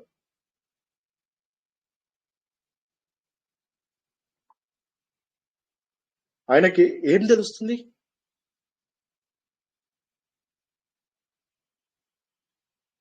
ఇక్కడే వదిలేసి వెళ్ళిపోయే శరీరం కోసం, ఇక్కడే వెళ్ళిపోయే వదిలేసే వస్తువులన్నిటి కోసము, ఇక్కడే వదిలేసే బంధాల కోసము ఎందుకింత తాపత్రయం? అదే మొదటి నుంచి కాస్త కాస్త కాస్త కాస్త వైరాగ్య భావన అంటే బలవంతంగా కాదు, చుట్టుపక్కల చూస్తున్నాం కదా, ఆ సంఘటనను చూసైనా ఆలోచించాలి, రేపు నా పరిస్థితి ఏంటి అని ఆలోచించి వైరాగ్యం తెచ్చుకోవాలి. అదే మాటని తర్వాత శ్లోకాల లోపల ఆయన చెప్తున్నాడు. ఏమంటున్నానంటే ఈ అహంకారం మమకారం అనేటటువంటి ఊడలు ఏవైతే పెరిగిపోతున్నాయో చాలా గట్టిగా పెరిగిపోతాయి. ఊడలు ఎలా ఉంటాయి? చాలా గట్టిగా ఉంటాయి. వేళ్లు పెరిగిపోతున్నాయి, ఒకదాంట్లోంచి ఇంకో కొమ్మ వస్తుంది, ఇంకో కొమ్మలోంచి ఇంకో కొమ్మతోని ఇలా వ్యాపించిపోతూ ఉన్నాయి. ఎక్కడ చూసినా కూడా చిగుళ్ళు వ్యాపించిపోతూ ఉన్నాయి. ఓ అర్జున, పూర్తి స్థాయి అహంకారము, పూర్తి స్థాయి మమకారము. ఇది నాది. మమకారము అంటే నా యొక్క, మమ అంటే నా యొక్క, అహం అంటే నేను. మనం సంస్కృతంలో తెలుసుకున్నాం కదా, ఒకటి ప్రథమ విభక్తి, ఒకటేమో షష్ఠి విభక్తి. మమకారం అంటే ఇది నాది, ఇది నాది, ఇది నాది, ఇది నాది, నా యొక్క, నా యొక్క, నా. చెప్పండి ప్రభావత్ మేడం. నాకులాగా చెప్తున్నా, ఇప్పుడు చెయ్యి అంటుకునిందంటే మీరు ఇప్పుడు ఎక్కడో ఎవరో ఎప్పుడో చెప్తే అది ఎందుకు మనసు ఇట్లా లొంగిపోతే ఆ బాధను తట్టుకునేటట్టుగా లేకుండా అట్లా పోతే ఆడ ఎప్పుడో ఏదో మీరు జరిగిన సంఘటన చెప్తేనే హృదయం ఇట్లా చెల్లించిపోతుంది. అలా ఎందుకు అవుతుంది? అట్లా కాకుండా నిగ్రహించడానికి అవ్వడం లేదు. మామూలుగా మానసికంగా ఒత్తిడి కాదు, ఆ ప్రేమ అనేది అట్లా అనిపిస్తుంది. ఎక్కడ ఎవరికి జరిగినా గానీ అది సాత్విక అది భావన కదా, అది కరుణ భావన, సాత్విక భావన. సాత్విక భావాలు పోవు కదా. మనిషి బతుకుతున్నన్ని రోజులు సాత్విక భావాలు పోవు. సాత్విక భావాలు ఆటోమేటిక్ గా దేవుడే పడేస్తాడు, కానీ సాత్విక భావాలు పోవు. సాత్విక భావాలు పెంచుకుంటూ ఉంటాం మనం. పెంచుకుంటే రాజసిక తామసిక గుణాలు పోతాయి. మన లోపల అవతల వాడి కష్టాన్ని మన కష్టంగా ఫీల్ అవడం, అవతల వాళ్ళ పైన కరుణ, అవతల వాళ్ళ పైన ప్రేమ. వాల్మీకి లాంటి మహానుభావుడు ఆయన స్నానం చేసి వస్తుంటే అక్కడ క్రౌంచ పక్షులు కనిపిస్తాయి. ఆనందంగా ఉన్నటువంటి ఆ సమయంలో ఒక వేటగాడు వాటిపైన భారం వేస్తాడు. అది చూసినటువంటి అందులోపల మగ పక్షి పడిపోతుంది. దాన్ని చూస్తూ ఆడపక్షి ఏడుస్తూ ఉంటుంది అన్నమాట. అప్పుడు వాల్మీకి చెప్తారు, ఓ నిషాదుడా, ఏం తప్పు చేశాయని ఎంతో ఆనందంగా ఉన్నటువంటి ఈ జంటను విడగొట్టావు, నీకు తప్పకుండా శిక్ష వస్తుంది అని చెప్పేసి అన్నాడు. అంటే మరి ఆయన లోపల ఆ ప్రేమ భావం ఎందుకు పోలేదంటారు? మరి అంటే అవి సాత్విక లక్షణాలు. ఎప్పుడైనా ఇక్కడ ఉన్న వాళ్ళు, గ్రూప్ లో ఉన్న వాళ్ళందరూ గుర్తుంచుకోండి, మీ లోపల అవతల వాడి కోసం ఒక కన్నీటి చుక్క వచ్చింది అంటే మీ లోపల సాత్విక గుణం ఉన్నట్టే. అవతల వాడి యొక్క కష్టాల కోసం మీరు ఒక్కరోజు నడుము బిగించారంటే మీ లోపల సాత్విక గుణం ఉన్నట్టే. దేశం కోసం ఒక్కరోజు మీరు కష్టపడ్డారంటే మీ లోపల సాత్విక గుణం ఉన్నట్టే. దేశం కోసం మీరు ప్రాణం అర్పించారంటే మీరు పూర్తి స్థాయి సాత్వికులు. సాత్విక గుణాలు పోవు, రాజస గుణాలు తామస గుణాలు పోతాయి. పెంపొందించుకోవాలి. కావాలని చెడగొట్టుకున్న వాళ్ళ సంగతి వదిలేస్తే అందరూ కూడా సాత్విక గుణాలు పెంచుకోవాల్సిందే. అవి ఆటోమేటిక్ గా పడిపోతాయి. కాబట్టి ఈ త్రిగుణాలతో తడుపుకుంటూ తడుపుకుంటూ తడుపుకుంటూ తడుపుకుంటూ మనము వీటి లోపల ఉండిపోకూడదు. ప్రేమని మోహంగా మార్చుకోకూడదు అన్న విషయం ఇక్కడ చెప్తున్నాడు. కరుణ భావం, అహంకార మమకారాలలో కరుణ ఉండకూడదు అని చెప్పలేదు భగవంతుడు. ప్లీజ్ జాగ్రత్తగా వినాలి. అహంకార మమకారాలలో కరుణ ఉండకూడదు అని చెప్పలేదు భగవంతుడు. మమ అంటే నా కోసం, నా యొక్క అనే భావన పోగొట్టుకోమన్నాడు. అహం అంటే నేను, మమ అంటే నా యొక్క, ఆ భావనను పోగొట్టుకోమంటున్నాడు 2వ శ్లోకం లోపల. ఈ అహంకారం మమకారం అనేటటువంటివి మీకు రాజసిక తామసిక ఈ గుణాల ద్వారా వాటిని తడుపుతున్నారు. ఆ తడిపినప్పుడు ఏమవుతుంది, అవన్నీ బాగా పెరిగిపోతున్నాయి. పెరిగిపోయి మీకు ఇంకా ఇంకా అడ్డం వస్తున్నాయి. భగవంతుడు కనిపించకుండా పూర్తి స్థాయిలో వ్యాపించిపోతున్నాయి. అవి చాలా దట్టంగా వెళ్ళిపోతుంది. ఎక్కడ చూసినా కూడా చిమ్మ చీకటి. ఆ సంసార వృక్షం యొక్క స్వరూపం ఇప్పుడు తెలుసుకోవడం దాదాపు అసంభవం. ఎందుకోసం అంటే అన్ని అడ్డంగా వచ్చేసాయి. దాని ఆది ఎక్కడుంది, మధ్యం ఎక్కడుంది, అంతం ఎక్కడుంది తెలియదు. ఎక్కడో కొమ్మల లోపల ఉన్నాం. వాడు 2000 అపార్ట్మెంట్స్ కడతాడు. అందులోపల ఒక చిన్న అగ్గిపెట్టే మనం కొనుక్కుంటాం. ఆ చిన్న అగ్గిపెట్టే మూడు బెడ్రూమ్ల ఇదండి, చాలా బాగుంది. ఏముంటాయి 3 బెడ్రూమ్లలో, ఏముంటుంది నీకు? చిన్న అగ్గిపెట్టే. ఎంత, నువ్వెంత, నీ బతికెంత అని చెప్పి భగవంతుడు మనం అడుగుతున్నాడు. ఇన్ని వేల లక్షల అపార్ట్మెంట్స్ లో నువ్వు ఉన్నావు. ప్రపంచం ఎంతుంది? 20% ప్రపంచం ఉంది, 80% నీళ్లు పనికిరాని భూమి ఉంది. ఆ 20% భూమి లోపల ఇండియాలో ఎంత ఉంది? ఆ ఇండియాలో నువ్వు ఉన్న ఊరెంత? ఆ ఊరు లోపల నువ్వు ఉన్న చిన్న 3 బెడ్రూమ్ అపార్ట్మెంట్ ఎంత? ఒక్కసారి నేను అహంకారం ఉంది అంటే అలా పైకి చూడు ఆకాశం వైపు అని చెప్పేసి విద్యాప్రకాశ్ ఆనందగిరి స్వామి చెప్తారు. ఆ విద్యాప్రకాశ్ ఆనందగిరి చెప్పినటువంటి స్వామి, ఆయన చెప్పినటువంటి మాటను గుర్తుంచుకోండి. మనం ఎంత, ఆకాశం ముందు మనం ఎంత. పనికిరానటువంటి విషయాలన్నింటినీ కూడా జీవితం అంతే. ఉండేది భూమి. కరెక్ట్ కరెక్ట్ ఎందుకు ఈ అహంకారం ఉంటాడు? Correct correct. ఆ అహంకారము మమకారాల వల్ల మనకేమైపోతుంది అంటే మనం వాటి లోపల ఉండిపోతున్నాం. భగవంతుడు సంసార వృక్షం యొక్క స్వరూపాన్ని తెలియజేస్తున్నాడు మనకి 3 దీన్ని అహంకార మమకారాలు ఎప్పుడైతే ఉన్నాయో, ఆ అహంకార మమకారాలు ఉన్నంత వరకు కూడా మనం భగవంతుని తెలుసుకోలేము. మరి ఎలాగా, ఎక్కడ తెలుస్తుంది, ఎలా తెలుస్తుంది? ఏ విధంగా కూడా మనకి ఈ త్రిగుణాల ద్వారా తడిపినటువంటి చెట్ల లోపల ఇరుక్కుపోయినటువంటి మనకు పైన ఉన్నటువంటి మూలం తెలియదు. మరి ఎలా తెలియజేయాలి? ఆ సంసార వృక్షం యొక్క స్వరూపం ఎవరికి కూడా తెలియదు.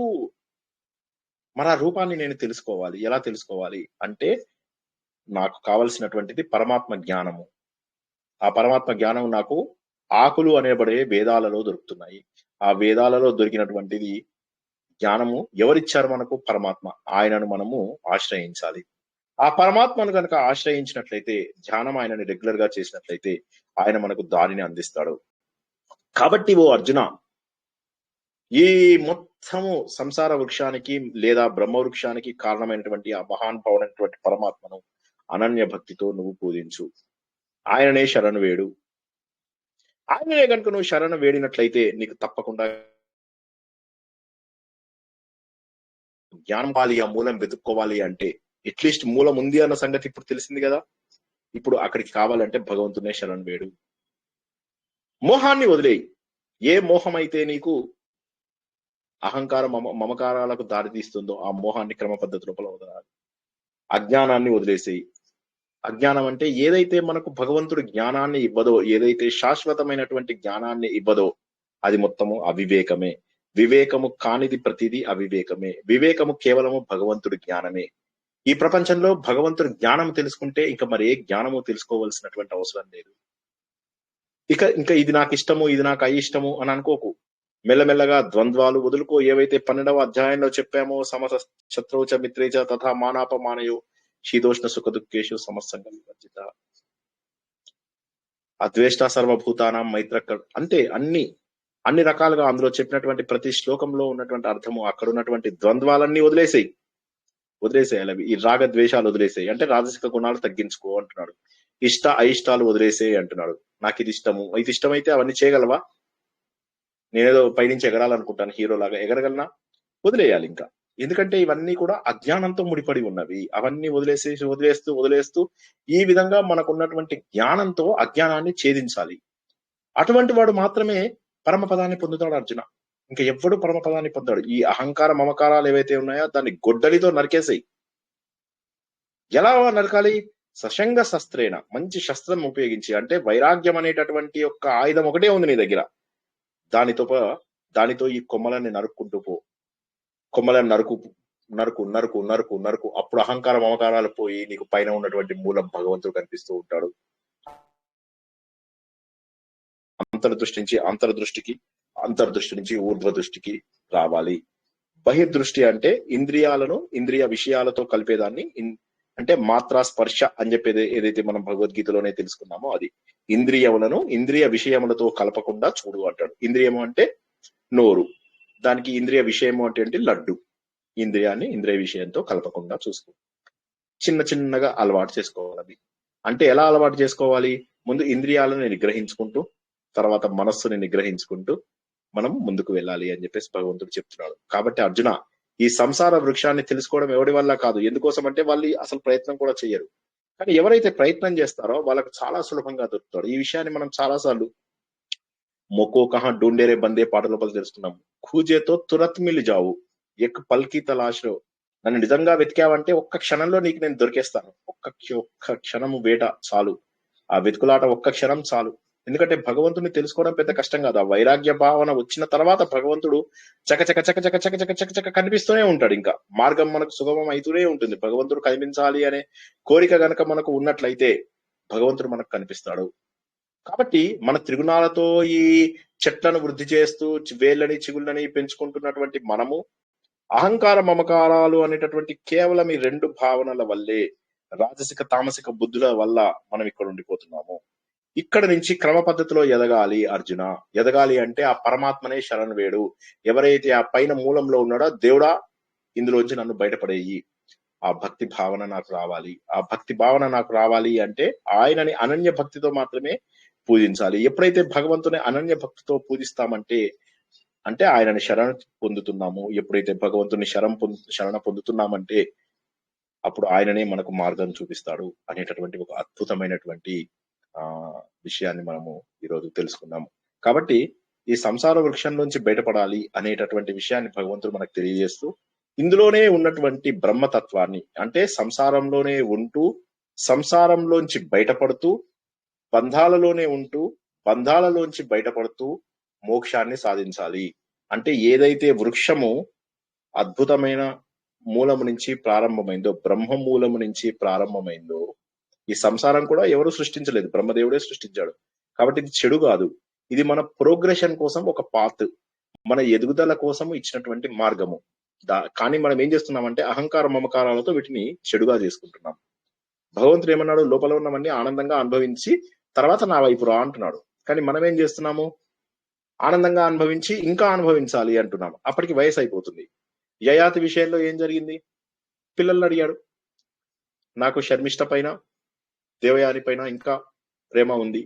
ఎలా నేను నా జీవితాన్ని ఇప్పటితో ముగించుకోవాలి? ముసలివాడిని అయిపోయాను. పిల్లల దగ్గరికి వెళ్తాడు, నీ యవ్వనం నాకు ఇవ్వు అని. ఎవరు ఇవ్వరు. చివరికి పూరుడు ఇస్తాడు. ఇవ్వగానే హమ్మయ్య అని ఆ యవ్వనాన్ని తీసుకుని మళ్ళీ అనుభవిస్తాడు. అనుభవించిన తర్వాత అప్పుడు ఆయనకు అర్థమవుతుంది, ఇది అగ్నిలో నెయ్యి పోసినట్టే. కానీ కామము అనేటటువంటి కోరికలు ఏవైతే ప్రపంచంలో మనకు ఉన్నాయో, ఈ కోరికలు మనకు తగ్గవు. కాబట్టి ఈ కోరికలు తగ్గవు కాబట్టి దాన్ని నేను ఎంత పెంచుకున్నా అంత అనవసరమే. ఇంకా పెంచుకుంటాం. మనవళ్ళు, ముని మనవళ్ళు, ముని మనవళ్ళ తర్వాత ముని మనవళ్ళు. వయసు ఇస్తే 200 ఏళ్ళు ఇస్తే ఇంకా great great great great great grand parent children కూడా మనకు వాళ్ళ మీద ప్రేమ పెరుగుతుంది. కాబట్టి భగవంతుడు ఏం చేస్తాడంటే 100 ఏళ్ళు ఇచ్చాడు కాబట్టి సంతోషం. మా ఫ్రెండ్ ఒక మాట చెప్తూ ఉంటాడు, దేవుడు చాలా గొప్పవాడు రా, ఎందుకు అంటే మరణం ఇచ్చాడు. మరణం ఇస్తే గొప్పవాడు ఎలా అయ్యాడు దేవుడు అంటే, మరణం ఇవ్వకపోతే ధనవంతులు ఎప్పుడు ధనవంతుల్లాగానే ఉండేవాళ్ళు, పేదవాళ్ళు ఎప్పుడు పేదవాళ్ళ లాగానే ఉండేవాళ్ళు. గొప్పవాళ్ళైనా పేదవాళ్ళైనా పోవాల్సింది ఒకటే దారి, ఒకటే చోటికి. నేను ధనవంతుణ్ణి అని చెప్పేసి అంటే ఆ ధనవంతుడు చచ్చిపోతే వాడిని గంధపు చెక్కల పైన కాలుస్తారు. అంత మాత్రం చేత వాడేమన్నా ఫ్లైట్ లో వెళ్తాడా దేవుడి దగ్గరికి? వెళ్ళాడు కదా. అందరూ వెళ్లాల్సింది అక్కడికే. న గాడి హే న గోడా హే వహా పేదల్ హీ జానా హే. అక్కడ గాడి లేదు, గోడా లేదు, నడుచుకుంటూనే వెళ్ళాలి. సజన్ రే झूठ मत बोलो खुदा के पास जाना है न गाड़ी है न घोड़ा है वहां पैदल ही जाना है. కాబట్టి ఇక్కడ ఉన్నటువంటివన్నీ ఇక్కడే వదిలేస్తాం. కాబట్టి ఆ వదిలేసే సమయం లోపలే భగవంతుని మనము పూజిస్తూ ఉండాలి, భగవంతుడికి శరణమై ఉండాలి. భగవంతుని అనన్య భక్తితో పూజిస్తే భగవంతుడు మనకు తర్వాత విషయాలు ఆయనే అందజేస్తాడు. ఏది కోరుకుంటే అది ఆయన అందజేస్తాడు. యద్భావం తద్భవతి అని. అందులో ఇంకోటి ఏంటంటే, ఎవరైతే భగవంతుడి వైపు ఇంక్లినేషన్ చూపిస్తారో, ఇంక్లినేషన్ అంటే కోరిక, అటువైపు ఉత్సాహము ఆలోచనలు పెడతారో వారికి భగవంతుడు ఇంకెక్కువ మార్గాలు చూపిస్తాడు. తొందరగా వాళ్ళ మార్గాన్ని సుగమం చేస్తాడు. అంతేగాని నేను ఇంకా ఇల్లు కావాలి, బంగాళాలు కావాలి, కార్లు కావాలంటే భగవంతుడు కూడా లైట్ తీసుకుంటాడు. సరే వీడికి ఇంకో జన్మ ఇద్దాంలే అనుకుంటాడు. అంతే. ఇంకో జన్మలో మళ్ళీ అదృష్టం బాగుంటే అప్పుడు మళ్ళీ మంచి చేసుకునే అవకాశం. ఏ వ్యక్తి ఎప్పుడు మారతాడో తెలియదు కదా. కాబట్టి భగవంతుడు ఫ్రీ విల్ అనేది కూడా ఒకటి మనకు మనుషులకు ఇచ్చినందుకు దాన్ని సద్వినియోగపరచుకోవాలి.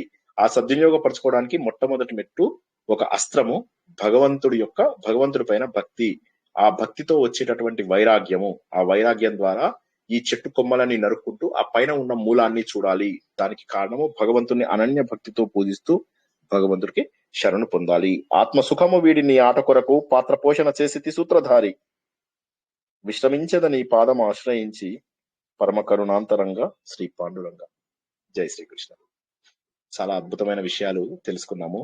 సంసార వృక్షము, బ్రహ్మ వృక్షము రెండు ఒకటేనని, రెండు కూడా బ్రహ్మలోంచే వచ్చాయి కాబట్టి సంసార వృక్షాన్ని అనుభవిస్తూనే భగవంతుని చేరుకునేటటువంటి అవకాశం ఉందని, ఆ అవకాశాన్ని మనం ఎట్టి పరిస్థితుల లోపల కూడా వదులుకోకూడదు. ఎందుకంటే భగవంతుడు మనకు ఇచ్చినటువంటి ఒకే ఒక జన్మ. ఆ జన్మ లోపల వేదాలు కూడా ఇచ్చాడు. ఆ వేదాలను చదివి, వేదాలు డైరెక్ట్ గా చదవలేకపోతే వేదాలలో ఉన్న సారాన్ని భగవద్గీత, భాగవతం ఇటువంటి మహోన్నతమైనటువంటి పుస్తకాల ద్వారా చదివి మనము ముందుకు వెళ్లాల్సినటువంటి ఆవశ్యకత ఉంది. కాబట్టి ప్రతి ఒక్కరూ కూడా సాధనకై ముందు ఉండాలి. అప్పుడే మనకు ప్రాప్తి, పురుషోత్తమ ప్రాప్తి ఏర్పడుతుంది.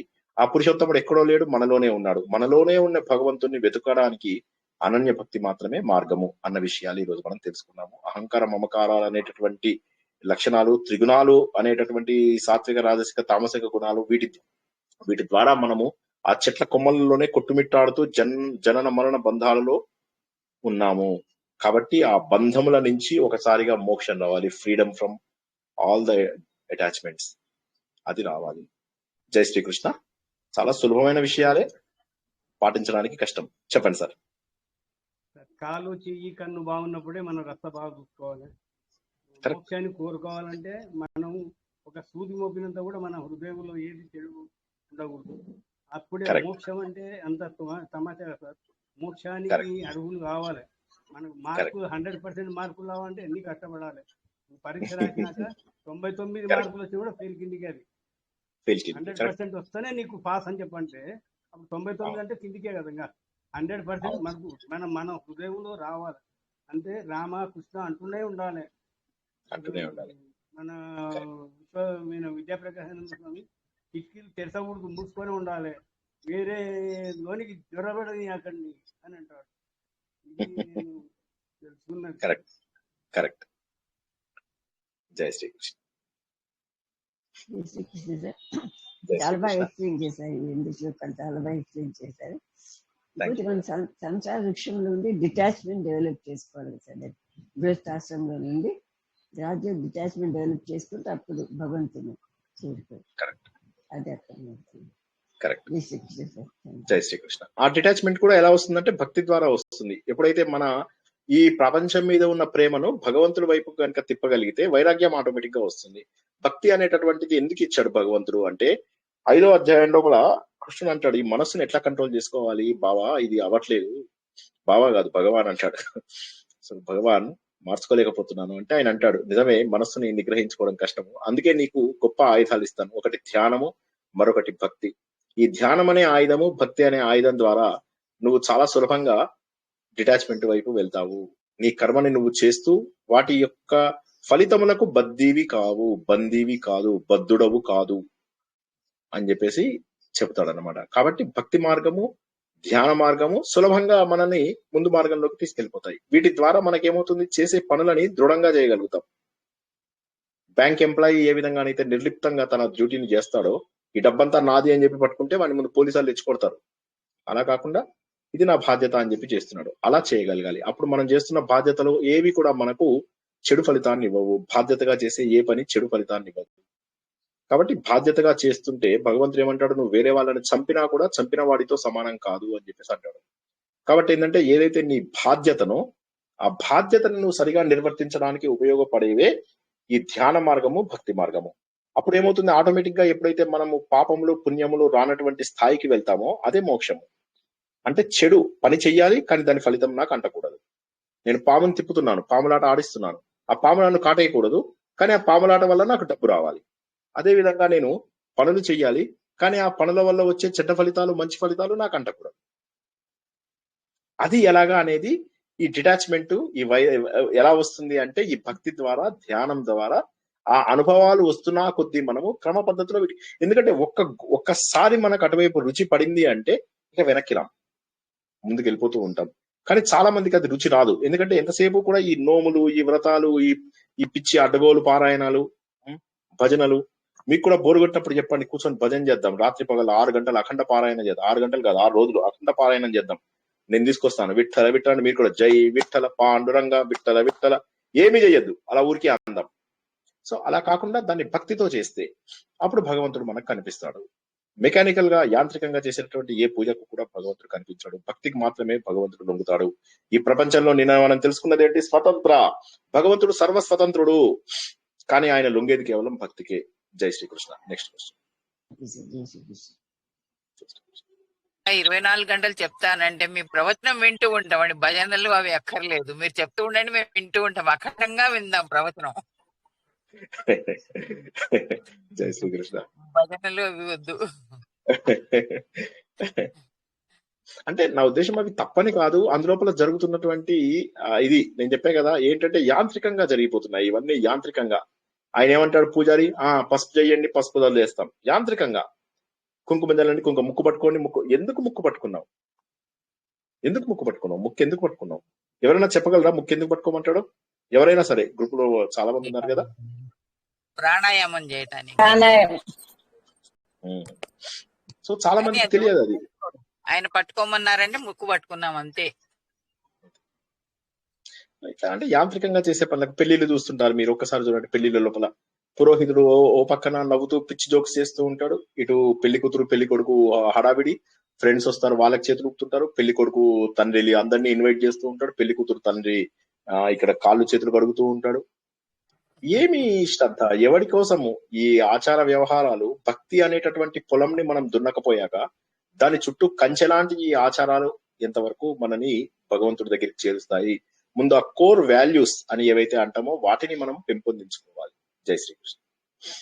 సార్ చెప్తా ఉంటే మనం వింటానే ఉంటే, సార్ చెప్తా ఉంటే మనం వింటానే ఉంటే, సార్ కోసమా మన కోసమా ముక్కు పట్టుకుండేది ఏదో చేస్తే అందరికి ఊరికే చెప్తాండి, ఏమనుకోగాకండి, ఊరికే లేలే తమాషా అయ్యో చెప్తున్నా. అయ్యో అయ్యో ఏం పర్వాలేదు.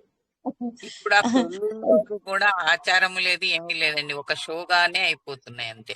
షోగానే అయిపోయాయి. అవి క్రియేట్ చేయడానికి ఫోటోల ఎంతో కోసం, పద్ధతి, ఫోటో గొప్ప కోసము, గొప్ప నలుగురికి అంతే చెప్పుకోవడం కోసమే అవుతున్నాయి అం- కానీ అక్కడ అంతే ఎందుకు చేస్తున్నాము, ఏమి చేస్తున్నాము అనే పద్ధతి లేకుండా ఉంది. లేనే లేదు, మనం లేనే చెప్పినా లేదు. ఎవరు కోరు. Correct correct. అది కాక జనాలు ముందు దబదబా తినేసేసి వెళ్ళిపోతున్నారు కదా. మొన్న ఏదో పెళ్లి లోపల పెళ్లి కొద్దిగా లేట్ అయ్యేటట్టుంది, అందరూ వెళ్ళేసి లంచ్ చేసి రండి అని చెప్పేశాడు ఆ పూజారి. ఏముంది ఇంకా అంటే పూజారి కాదు, పురోహితుడు. అంటే ఇప్పుడు ఏంటంటే పెళ్లిళ్ళలో ముహూర్తాలు కూడా పాటించడం లేదు. ఇది ఎందుకు చేస్తున్నాం మీరు ఇవి? ఎందుకు ముహూర్తాలు పెట్టుకోవడము? ఎందుకు ఆ ముహూర్తం ఉందా లేదండి అంటే, అరే మా పిల్లోడు అమెరికాకి వెళ్ళిపోవాలి, తొందరగా 10 రోజుల్లో ముహూర్తం పెట్టండి, సరే అయితే ఒక పెట్టుడు ముహూర్తంతో పెట్టేస్తారు. ఎక్కడ ఎక్కడ పాతివ్రత్యం ఉంది ఇక్కడ? పాతివ్రత్యం కాదు, నా కర్మ, పవిత్రత ఉందో చెప్పండి. పవిత్రత ఎక్కడ ఉంది? అంతెందుకు సార్, అంతెందుకు సార్, ఇది ఏంది వ్రతాలు జరుగుతుందంటే లాస్ట్ లో భోజనాలు పెడతారు కదా, ఆ టయానికి పోతే చాలు ముందంతా. చాలు చాలు అట్లా చాలు, అలాగే అట్లా అయిపోయింది. ఉంది. ఆ, అందుకోసమే ఏమంటానంటే, ఇంకా ఇంకా మానేయండి ఇప్పటికైనా. అంటే నేనేమంటానంటే, అవి బాగా ఫలితాన్ని ఇస్తున్నాయి, మీరు భక్తితో చేస్తున్నారు, ఓకే చెయ్యండి, దానికి ఏమి నేను కాదనను. కానీ ఈ పిచ్చి నోములు, పిచ్చి వ్రతాలు ఇవన్నీ చేస్తూ భగవంతుని మర్చిపోకండి. ఇయర్లీ 2 పూజలు చేయండి. మహాలక్ష్మి పూజ ఒకటి చేస్తాం మనం కదా, వరలక్ష్మి వ్రతం అంటాం కదా, చెయ్యండి. ఇయర్లీ ఒకసారి చక్కగా గ్రాండ్ గా చేసుకోండి, చక్కగా చేసుకోండి. ఎందుకంటే అమ్మవారిని చాలా అద్భుతమైనటువంటి పూజ జరుపుకుంటాం. తర్వాత రెండోది, మన బతుకమ్మ పూజ అని ఒకటి చేస్తాం, ప్రకృతిని ఆరాధించేటటువంటి పూజలలో ఉన్నతమైన పూజ. తర్వాత మూడోది, అందరికంటే కూడా మొట్టమొదటి దేవుడు గణేష్. ఈ 3 పూజలు చేసుకోండి, ఎవరు కాదన్నారు? సంతోషంగా భక్తిగా చేసుకోండి. మిగతావి ఇంకా మానేసినా సరే ఏం పర్వాలా. ఈ 3 కనీసం శ్రద్ధగా చేసుకోండి. బతుకమ్మ ఆచారం లేని వాళ్ళకి ఇంకేదన్నా ప్రకృతి ఆరాధనతోటి ఉన్న పూజలు ఉంటే చేసుకోవచ్చు. తెలంగాణ ప్రాంతానికి చెందిన వాళ్ళైతే బతుకమ్మ తప్పకుండా చేసుకోవచ్చు. పువ్వులని, ప్రకృతిని ఆరాధించేటటువంటి పూజ, పువ్వులతోటి భగవంతుణ్ణి పూజిస్తాం, కానీ పువ్వులనే పూజించేటటువంటి ఆరాధన బతుకమ్మలో ఉంది. అలా అమ్మవారిని అంటే చేసి ప్రకృతినే అమ్మవారిగా చూసేటటువంటి అద్భుతమైన పూజ బతుకమ్మ పూజ. అది వీలున్న వాళ్ళు అది చేసుకోండి. అమ్మవారిది ఒక పూజ చేస్తాం, వరలక్ష్మి వ్రతం అని చేసుకోండి, గ్రాండ్ గా చేసుకోండి. 4 వారాల టైం ఉంటుంది, 4 వారాలలో చక్కగా చేసుకోండి. ఏదో ఒక రోజు హడావిడి కాకుండా చక్కగా ప్రేమగా భక్తిగా చేసుకోండి. గణేష్ పూజ అస్సలు మానకుండా శ్రద్ధగా చేసుకోండి. ఇక మిగతావన్నీ అవసరమా ఒకసారి ఆలోచించండి. కార్తీక మాసంలో ఒక 365 దీపం ఒకటి చక్కగా ఒక ఆలయంలో గాని, ఒక చెట్టు కింద గాని, హడావిడి లేనటువంటి ప్లేస్ లోపల వెలిగించండి, అయిపోయింది. సంవత్సరం అంతా ఇంకా ఇంకా ఎక్కువ హడావిడి పడకండి. ఇంకెక్కువ హడావిడి పడాల్సినటువంటి అవసరం లేదు. భగవంతుడికి కావాల్సినది మన హడావిడి కాదు, మనము భగవంతుడికి కనెక్ట్ అవ్వడం. ఆ ప్రేమ భగవంతుడికి కావాల్సింది. ఇన్ని రోజులుగా భగవద్గీత తెలుసుకుంటున్నాం కదా, భగవంతుడు చెప్పేదల్లా కూడా ఆ ప్రేమ భావము నా పైన ఉండాలి అనే చెప్తున్నాడు ఆయన. మిగతా మనుషులందరిపైన ప్రేమ భావంతో ఉండాలి అనే చెప్తున్నాడు ఆయన. జై శ్రీకృష్ణ.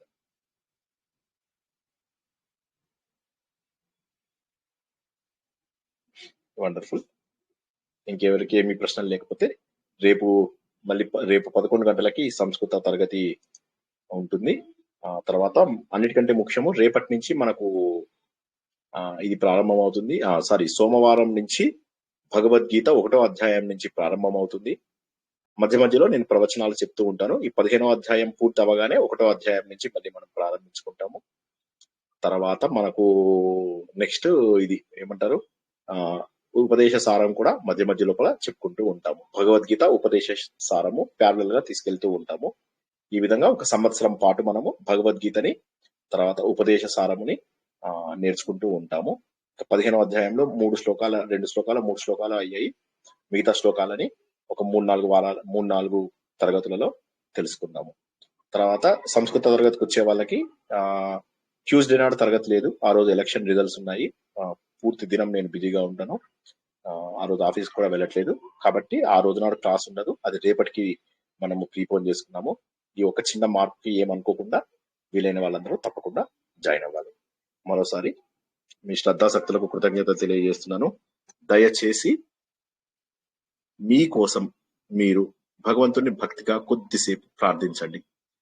అలా ప్రార్థిస్తూ ఆయన లోపల మమేకం అవ్వండి. అలా భగవంతుడి ఆలయానికి వెళ్తున్నట్టు, మీరే ఆలయ సందర్శనం చేస్తున్నట్టు, ఆలయంలో ఎవరూ లేనట్టు, ఇలా మనం ఏవైతే కొన్ని చేసుకున్నామో అవే ఊహించుకుంటూ భగవంతుడితో ఐక్యమైతున్నట్టుగా ఊహించుకుంటూ, అదే భక్తి.